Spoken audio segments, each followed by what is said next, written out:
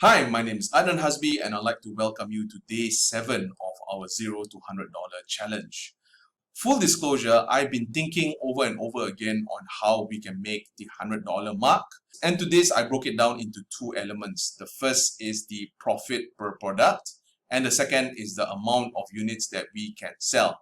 So how we get profit is a function of how much we sell the product for minus the cost of that particular product.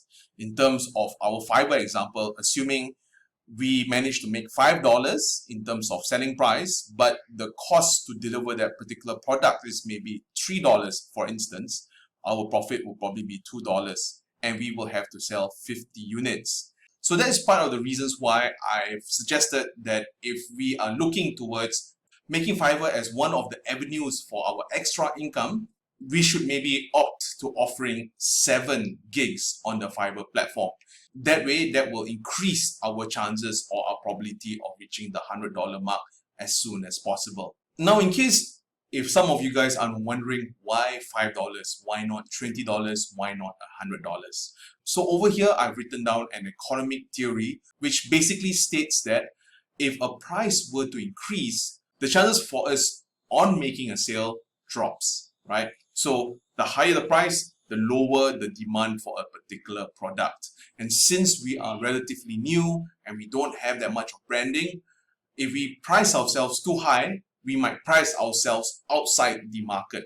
So over here, for me at least, I will price my product for $5. I'll wait until I have enough ranking, I am popular enough, then I'll increase the prices for my services. So this is a strategy which I'll be doing low profit, but in terms of the volume of sales, that will be much higher. Now, in case if some of you guys are wondering why am I focusing towards services, why not focus towards maybe drop shipping or maybe e-commerce, not to worry guys, I have your back. In the next episode, we're going to open some e-commerce shops and we will try to explore what products and what service one can offer. Like I said, I'm not an expert and I might fail for this particular project. But you know what, guys? At least we tried. It's better that we try and fail than not try at all. With that, guys, I wish everyone the best of luck. Keep on hustling. Keep on trying your best. But most importantly, never give up. Keep on trying and exploring. After all, we are living in an amazing time where we can communicate with the whole world and the startup cost for business is so low. So I hope that you guys take full opportunity of this. With that, take care.